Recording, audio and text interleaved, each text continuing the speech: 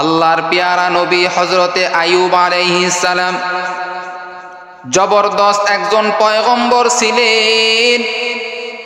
আল্লাহ পাক রব্বুল আলামিন আইয়ুব নবীকে পরীক্ষা করেছেন। বিভিন্ন বিপদের মাধ্যমে আইয়ুব নবীকে পরীক্ষা করেছেন। আল্লাহ পাক রব্বুল আলামিন তার মুমিন বান্দাদেরকে মাঝে মাঝে পরীক্ষা করে থাকেন। আল্লাহ তাআলা দেখতে চান যে আমার মুমিন বান্দারা পরীক্ষায় পাস করে নাকি ফেল করে। আল্লাহ তাআলা বিপদ দিয়া পরীক্ষা করেন। আল্লাহ তাআলা বিভিন্ন পেরেশানি দিয়া পরীক্ষা করেন। আল্লাহ তাআলা বলেন, ও বান্দা, পরীক্ষায় যদি পাস করতে পারো আমি আল্লাহ তোমার জীবনের সব গুনাহ খাতা মাফ করে দিব। हकीकत से तू दुनिया बेखबर है, दुनिया की नुमाइश पर नजर है। नमी गोयम के आज दुनिया जुदा बाश, ओ हर कारे के बाशी बा खुदा बाश। जिससे दुनिया आज खुदा गाफिल बुदान, नहीं कोमाश हो नुकुरा हो फर जिंदोजान। আল্লাহর পেয়ারা নবী হযরতে আইয়ুব আলাইহিস সালামকে আল্লাহ তাআলা পরীক্ষা করেছেন। কেমন পরীক্ষা করলেন? আল্লাহ তাআলা আইয়ুব নবীকে কেমন পরীক্ষা করলেন? আল্লাহ পাক রব্বুল আলামিন আইয়ুব নবীকে অনেক ধন সম্পদের মালিক বানায় দিয়েছিলেন। আল্লাহ পাক রব্বুল আলামিন আইয়ুব নবীকে অনেক টাকা পয়সা দান করেছিলেন। আইয়ুব নবীকে আল্লাহ পাক রব্বুল আলামিন অনেক নিয়ামত দান করেছিলেন। শয়তান একবার আল্লাহকে বলে, ও আল্লাহ, তোমার আইয়ুব তোমার এই সম্পদ পাওয়ার কারণে সে তোমার ইবাদত করে। আসলে তোমার ইবাদত করে না, তোমার সম্পদ পেয়েছে বলে তোমার ইবাদত করে। রে আল্লাহ, তুমি তাকে যে টাকা পয়সা দিয়েছো, সন্তান বিবি দিয়েছো, এই কারণে তোমার আইয়ুব তোমার ইবাদত করে, এছাড়া তোমার ইবাদত করতো না। আল্লাহ তাআলা শয়তানকে জানা দেয়, এরে শয়তান, আমি আইয়ুবকে তোমার সামনে আমি পরীক্ষা করে দেখায়া দিব। শয়তান বলে, আল্লাহ আপনি দেখান। আল্লাহ তাআলা আইয়ুব নবীকে পরীক্ষায় ফেললেন। কেমন কঠিন পরীক্ষা! আইয়ুব নবীর যত সম্পদ ছিল সব সম্পদ আল্লাহ তাআলা ধ্বংস করে দিলেন, সব সম্পদ আল্লাহ নষ্ট করে দিলেন। যত টাকা পয়সা ছিল সব টাকা পয়সা আল্লাহ তাআলা শেষ করে দিলেন, সব টাকা পয়সা আল্লাহ ধ্বংস করে দিলেন। আইয়ুব নবী, আল্লাহ তাআলা আইয়ুব নবীর যত সন্তান দিয়েছিলেন সব সন্তানকে আল্লাহ তাআলা শেষ করে দিলেন, মৃত্যু ঘটায়া দিলেন। এইবার আইয়ুব নবী তারপরেও আল্লাহ তাআলার শুকরিয়া আদায় করতে ভুলল না। তারপরেও আল্লাহর ইবাদত ছাড়ে নাই, তারপরেও নামাজ ছাড়লো না, তারপরেও রোজা ছাড়লো না, তারপরেও আল্লাহর নামের জিকির ছাড়ে নাই। শয়তান এইবার বলে, ও আল্লাহ, তোমার এই ধন সম্পদ যদিও তুমি তার ধ্বংস করে দিয়েছো, তুমি যদি তার শরীর যদি ধ্বংস করে দাও তাহলে তোমার ইবাদত থেকে আইয়ুব সরে যাবে। আল্লাহ বলে, না রে শয়তান, না না, আইয়ুবের শরীরের মধ্যেও যদি আমি রোগ দেই তারপরেও আইয়ুব আমাকে ভুলবে না। শয়তান বলে, তাহলে একটু পরীক্ষা করো আল্লাহ। আল্লাহ তাআলা এইবার আইয়ুব কেমন রোগ দান করলেন, কুষ্ঠ রোগ দান করলেন। পুরা শরীর ঘা হয়ে গেল, এমন করুণ অবস্থা আইয়ুবের, এমন করুণ অবস্থা হয়ে গেল। আইয়ুব পুরা শরীরটা যখন ঘা হয়ে গেল, পচে গেল, এমন ঘা হয়েছে, আইয়ুব নবীর শরীরে এমন ঘা হলো যেই গায়ের মধ্যে আবার পোকা ধরা শুরু করেছে, তারপরেও আইয়ুব আল্লাহর জিকির ছাড়ল না। আইয়ুব যে এলাকায় বাস করতেন, ওই এলাকার মানুষেরা আইয়ুবকে দেখে ঘৃণা করা শুরু করে দিল। আবার এমন কুষ্ঠরোগ হয়েছে, ওই কুষ্ঠরোগ এমন কুষ্ঠরোগ হয়েছে, যদি আইয়ুবের শরীরের সঙ্গে কারো শরীর লেগে যায় তাহলে তার শরীরেও পার হবে। এলাকার মানুষেরা আইয়ুব নবীকে কেউ পছন্দ করল না। এলাকার মানুষেরা আইয়ুব নবীর কাছ থেকে দূরে সরে গেল। আইয়ুব নবীর অনেক বিবি ছিল, এই বিবিরাও চলে গেল। আইয়ুব নবীর সব থেকে ছোট বিবি, যার নাম হলো বিবি রহিমা, এই রহিমা নামের বিবিটা আইয়ুব নবীকে ছাড়ল না। আইয়ুব নবীর হাত ধরিয়া বলে, ও স্বামী আমার, আপনাকে আমি বিবি কখনো ছাড়ব না, আমার জীবন চলে যাবে, তারপরেও আমি রহিমা আপনাকে ছাড়ব না রে নবী। ও প্রাণের স্বামী, আমার শরীরে যদি আপনার রোগ যদি চলে আসে, তারপরেও আমি আপনাকে ছাড়তে রাজি নাই। ও আম্মা জানেরা, এই রহিমার কাছ থেকে তোমার শিক্ষা অর্জন করতে হবে। যেই রহিমা আইয়ুব নবীকে এত মহব্বত করলেন, ভালোবাসলেন, স্বামীর এত বড় রোগ হয়েছে, সব স্ত্রীরা ছাড়িয়া চলে গেল, কিন্তু বিবি রহিমা আইয়ুব নবীকে এক বিন্দু মাত্র ছাড়ল না। এই তো স্বামীর ভালোবাসারে মা ও পর্দার অন্তরালের আম্মা জানেরা, এমন ভালোবাসতে হবে তোমার স্বামীকে, তোমার স্বামীকে এমন ভালোবাসতে হবে, এমন ভালোবাসতে হবে, দুনিয়াতেও স্বামীর সঙ্গে থাকতে হবে, হাসরের ময়দানেও যেন স্বামীর সঙ্গে থাকিয়া জান্নাতে যাইতে পারো। এমন মনোভাব তোমার অন্তরের মধ্যে থাকতে হবে রে মা। আর আল্লাহর কাছে দোয়া করতে হবে, হে মালিক, আমাকে তুমি একটা নেককার স্বামীর ব্যবস্থা করে দাও। ও আল্লাহ, আমার টাকা লাগবে না, পয়সা লাগবে না, আমার স্বামী যদি 3 মুঠো যদি খাওয়াইতে পারে এতেই হবে রে আল্লাহ। আমার তেমন দামি পোশাক লাগবে না, দামি পোশাক লাগবে না রে আল্লাহ। আমার স্বামীটা যদি দিনদার হয়, এটাই আমার জন্য দুনিয়াতে শান্তি, পরকালেও শান্তি। আর বর্তমানের আম্মা জানেরা, তারা শুধু চায় স্বামীর টাকাওয়ালা, কোন ছেলে বেশি টাকা ইনকাম করে, টাকাওয়ালা যুবকের সঙ্গে বিবাহ হতে চায়, কিন্তু আসলে সেখানে শান্তি নাই, টাকাতে কোনো শান্তি নাই। শান্তি হলো আল্লাহর দেওয়া দান। আল্লাহ যদি তোমাকে শান্তি দেয়, অল্প টাকার মধ্যেও আল্লাহ শান্তি দিয়া দিবে। কাদের কুদরত তারি বড় কামাল, আন্তা রব্বি আন্তা হাসবি জুল জালাল, তুহি কাদের জালিলুল্লাহ জাহাদার, ও হর হালে তুহি মেরা নিগাহদার। কোটি টাকার মালিক দেখো, অভাব হয় না দূর, গরিব ঘুমায় আরাম করে মনটা বাহাদুর। ফেরাউনের লাশটা দেখো মিশর জাদু ঘরে, খাই না মাটি পোকা মাছি সবাই ঘৃণা করে। হৃদয় থাকি বেজার নম্রতা সদা, রহমত আসি বেশে থাইপো গুরু আদা। বড়র বড়াই থাকলে দিলে রহমত আসবে না, নিজেকে নিজে ছোট মনে করিও সদা। উঁচু জমিন থেকে পানি নিচু জমিনে যাই, উঁচু জমিন থেকে পানি নিচু জমিনে যাই, তেমনি খোদার রহমত আসে নম্রতার হৃদয়, তেমনি খোদার রহমত আসে নম্রতার হৃদয়। ভোগবিলাসের বাড়ি গাড়ি পরে রবে সব, ভোগবিলাসের বাড়ি গাড়ি পরে রবে সব।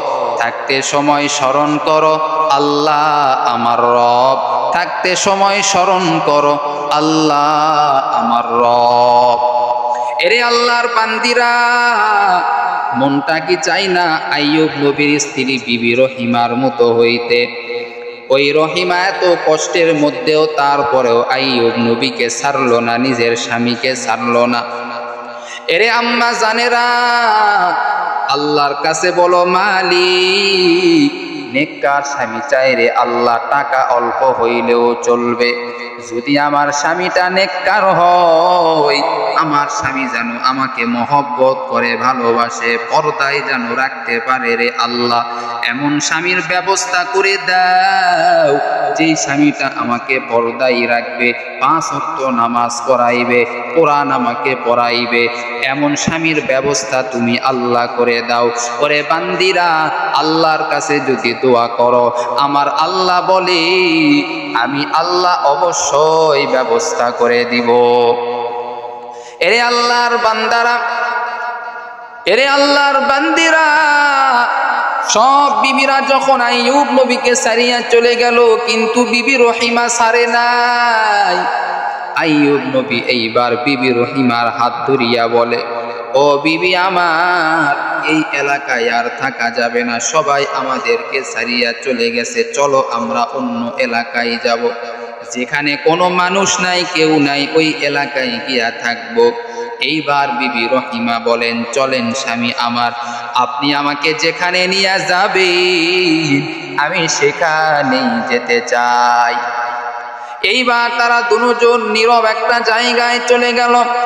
নীরব জায়গায় যাওয়ার পর, এরে আল্লাহর বান্দা বান্দিরা মনোযোগ সহকারে শোনো, আইয়ুব নবী এবং বিবি রহিমা এইবার যখন নীরব একটা জায়গায় চলে গেল, আইয়ুব নবীও তো পেটের মধ্যে ক্ষুধার্ত অবস্থায়, কোথায় পাবে খাবার?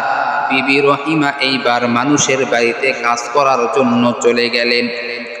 মানুষের বাড়িতে কাজ খোঁজা শুরু করলেন, কাজ করে একটু খাবার নিয়া নিজের স্বামীকে একটু উঠাইয়া খাওয়ায়া দিবে।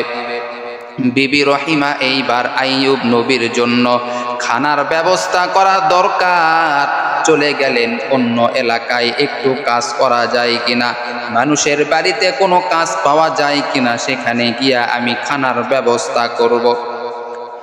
এরে আল্লাহর বান্দা বান্দিরা, বিবি রহিমা এইবার ঘুরতে ঘুরতে এইবার পেয়ে গেল একটা জমিদারের বাড়ি, পেয়ে গেল অনেক টাকাওয়ালা, অনেক টাকাওয়ালা, অনেক টাকার মালিক।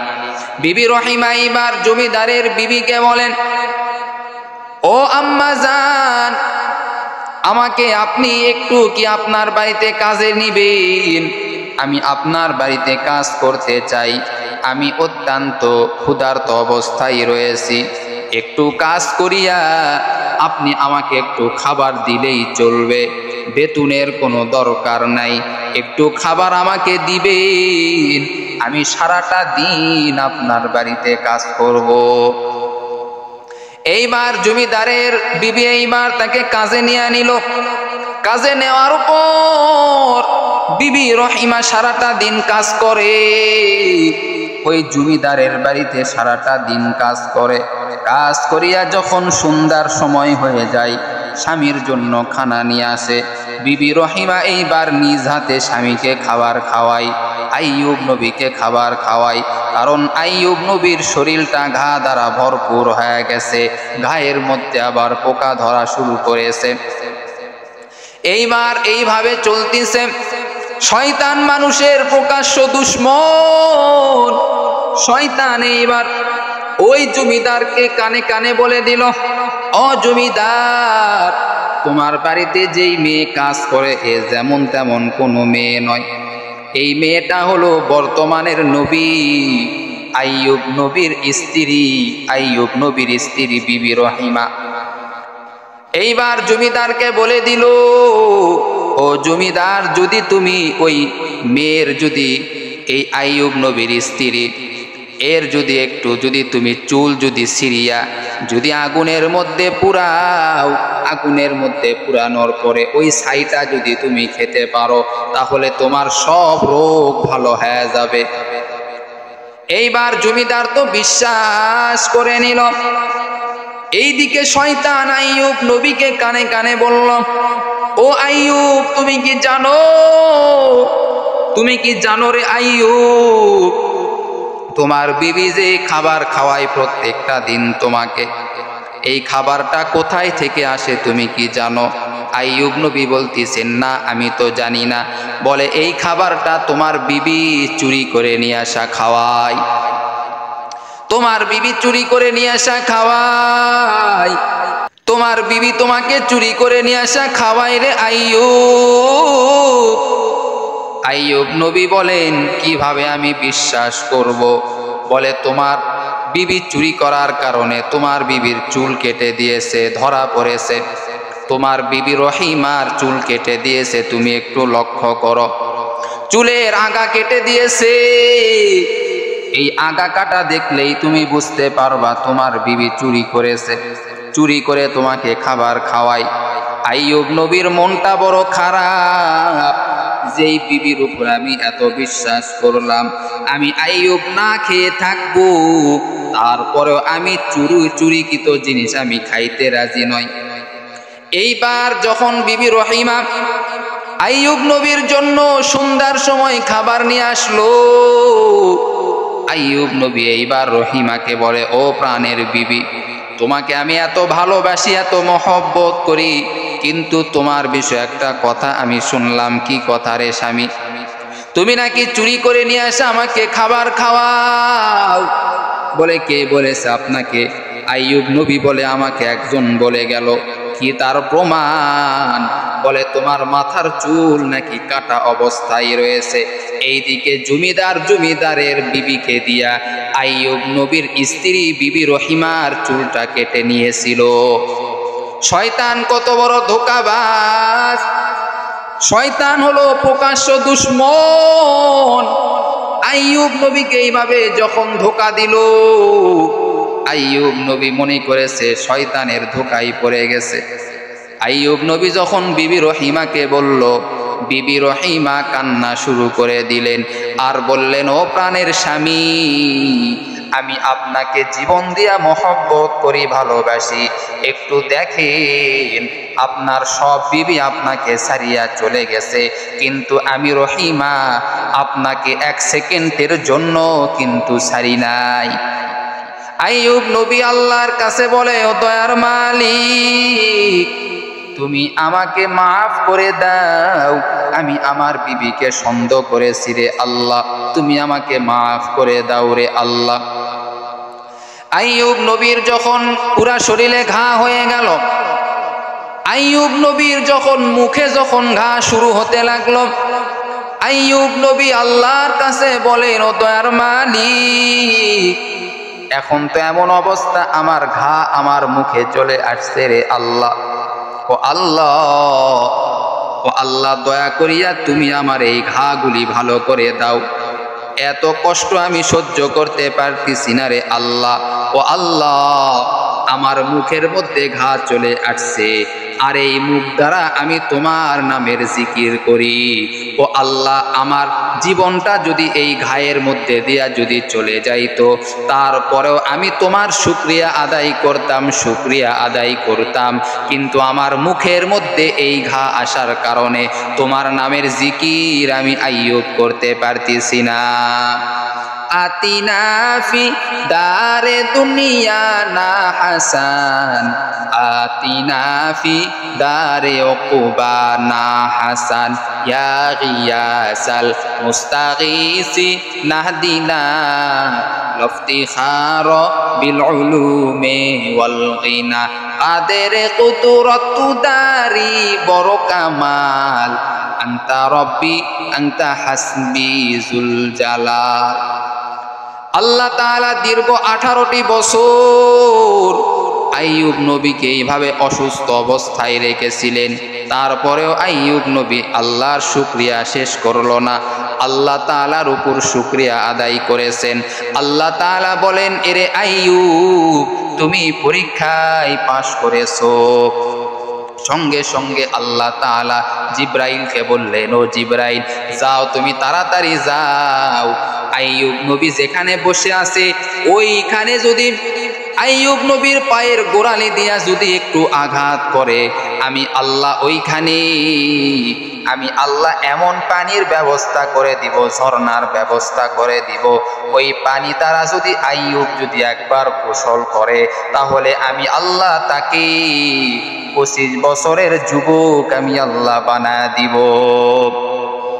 আমি আল্লাহ তাকে 25 বছরের যুবক বানায় দিব। জিব্রাইল যাও, তাড়াতাড়ি যাও, আমার নবী আইয়ুব পরীক্ষায় পাশ করেছে রে জিব্রাইল, আর তুমি দেরি করিও না রে জিব্রাইল, যাও তাড়াতাড়ি যাও। আইয়ুব নবী পরীক্ষায় পাশ করেছে, আমি আল্লাহর পরীক্ষায় পাশ করেছে। আইয়ুব নবীর সম্পদগুলি ফিরে দাও, আইয়ুব নবীর সন্তানগুলি ফিরে দাও, আইয়ুব নবীর যত টাকা পয়সা রয়েছে সব তুমি ফিরিয়া দাও। জিব্রাইল যাওয়ার পর আইয়ুব নবীকে যখন এই কথা বলল, পায়ের গোড়ালি দিয়া মাটিতে একটু আঘাত করলো, আল্লাহ পাক রব্বুল আলামিন সঙ্গে সঙ্গে ওই মাটি থেকে এত সুন্দর জান্নাতি পানির ব্যবস্থা করে দিলেন। ওই পানি দ্বারা আইয়ুব নবী গোসল করা মাত্র আল্লাহ তাআলা আইয়ুব নবীকে 25 বছরের যুবক আল্লাহ বানায় দিয়েছে। ওই আল্লাহ এখনো আছে রে ভাই, ওই আল্লাহ এখনো আছে রে মা। ওই আল্লাহর ইবাদত তুমি কেন করো না? ওই আল্লাহর হুকুম কেন তুমি মানো না? ওই আল্লাহর দেওয়া নিয়ামত ভোগ করো, আল্লাহর দেওয়া চাঁদের আলো ভোগ করো, আল্লাহর দেওয়া সূর্যের আলো ভোগ করো, আল্লাহর দেওয়া বাতাস তুমি ভোগ করো। এত নিয়ামত পাওয়ার পরে ওই আল্লাহকে ভুলিয়া তুমি কেমনে থাকো রে বান্দা? ও বান্দি তুমি কেমনে থাকো? ও পর্দার অন্তরালের আম্মা জানেরা, একটু চিন্তা করেন রে মা, বেপরদায় আর কতদিন চলবেন? কবরের চিন্তা কি আপনি করেন না? ওই কবরে তো একদিন আপনাকে যাইতে হবে, ওই কবরে তো একদিন আমাকে যাইতে হবে। ও পর্দার অন্তরালের আম্মা জানেরা, কবরে যাওয়ার পরে কেউ কি আপনার পাশে থাকবে? আপনি কি মনে করেন আপনার স্বামী আপনার পাশে থাকবে? না না। আপনি কি মনে করেন বাবা মা আপনার পাশে থাকবে? না না। ও আম্মা জান, ও বোন আমার, বেপরদায় আর চলিয়েন না, রাস্তাঘাটে আর গুনাহের কাজ করিয়েন না। এই গুনাহ নিয়ে কতদিন আপনি চলবেন? এই গুনাহ নিয়ে কতদিন আপনি চলবেন? আপনি যে বেপরদায় চলতেছেন, আল্লাহর কাছে কি জবাব দিবেন বলেন? বেপরদা নারীর কবরের মধ্যে কঠিন আযাব হবে, কঠিন আযাব হবে। এত ভয়ঙ্কর একটা নারী এত শাস্তির মধ্যে থাকবে কবরে। ও আম্মা জানেরা, আজকে তুমি গুনাহ করো, কবরের শাস্তির ভয় তুমি করো না। আল্লাহ তাআলা বলেন ওই নারীরা জান্নাতে যেতে পারবে না যারা গুনাহকে গুনাহই মনে করে না, পর্দাকে পর্দাই মনে করে না, যারা নামাজ পড়ে না, স্বামীর খেদমত করে না, যারা শুধু মানুষের সামনে পরপুরুষের সামনে বেপরদায় চলে, ওই সমস্ত নারীদের জন্য কঠিন আযাব আল্লাহ তাআলা তাদের জন্য রেখেছেন, কঠিন আযাব।